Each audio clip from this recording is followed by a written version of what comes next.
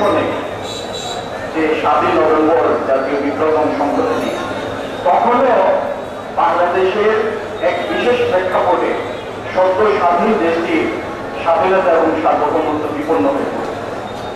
তখনকার প্রেক্ষাপটে সিপাহী জনতার মিলিত অভ্যুত্থানে শহীদ জিয়া মুক্ত হয়ে এই দেশটির হাল ধরেন এবং স্বল্পতম সময়ের মধ্যে এই দেশটির মধ্যে শৃঙ্খলা ফিরিয়ে আনেন, উন্নয়নের পথে পরিচালিত করেন।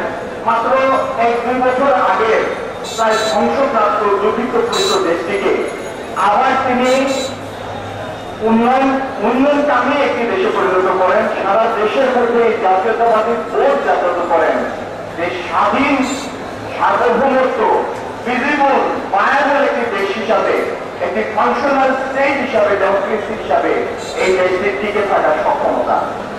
আজকে প্রায় 50 বছর পরে ইতিহাসের আরেক যুগ সন্ধিক্ষণ উপস্থিত, যখন বাংলাদেশের স্বাধীনতা সার্বভৌমত্ব 15 বছরের ফ্যাসিবাদী শাসনের কবলে পড়ে এবং এই ফ্যাসিবাদী শাসনের সহযোগী বিদেশি শক্তির প্রভাবে প্রতাপে দেশটি সমস্ত প্রাতিষ্ঠানিক সক্ষমতা হারিয়েছে।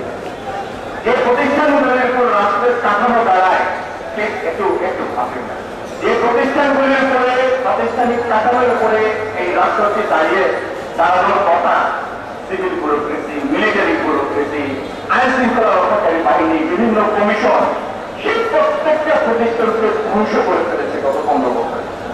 এবং ইতিহাসের এই আরেকটি যুগ সন্ধিক্ষণ উপস্থিত, যখন আবার এই দেশের মানুষ তাকিয়ে আছে শহীদ জিয়ার উত্তরাধিকারী বাংলাদেশ জাতীয়তাবাদী দল, দেশের বৃহত্তম জনপ্রিয়তম রাজনৈতিক দল, তার কর্ণধার ভারপ্রাপ্ত চেয়ারম্যান তারেক রহমানের দিকে তাকিয়ে আছে। এই জন্য এই দেশের আপামর মানুষ বিশ্বাস করে এই ধ্বংসপ্রায় অর্থনীতি, এই ধ্বংসপ্রায় প্রাতিষ্ঠানিক ভিত্তির উপরে আবার যদি কেউ বাংলাদেশকে সমহিমায় দাঁড় করানোর ক্ষমতা রাখেন, তবে তিনি হচ্ছেন তারেক রহমান এবং তার সাথে এই সালাউদ্দিন আহমেদ সাহেবদের মতো তার সহযোগিতা। এই জন্য আবার এই দেশের মানুষ আশায় করতেছে। আজকে আমরা যখন এই অন্তর্বর্তীকালীন সরকারের কাছে বা জনসমক্ষে আমাদের বক্তব্য বলি যে আমরা যত তাড়াতাড়ি সম্ভব অতি প্রয়োজনীয় সংস্কার সম্পন্ন করে জনগণের রায়ের প্রক্রিয়ায় যেতে চাই, তখন এটার মানে এটা না যে আমাদের মধ্যে ক্ষমতা লিপ্সা অথবা ক্ষমতা ক্ষুধা কাজ করে। আমরা এই জন্যই দাবি জানাই যে 15 বছর যাবৎ এই দেশ চলেছে এই দেশের মানুষের সম্মতিবিহীন ভাবে। এই দেশের মানুষ মনে করেছে এই দেশের উপর মানুষের মালিকানার কোন সুযোগ ছিল না, সম্পৃক্তি ছিল না। আবার আমরা এই দেশের মানুষের মনে, এই দেশের মানুষের অনুভূতিতে এই দেশের মানুষের মালিকানা ফিরিয়ে আনতে চাই এবং প্রয়োজনীয় সংস্কার সম্পন্ন করে দ্রুত একটি নির্বাচনী প্রক্রিয়ার মধ্যে যেতে চাই।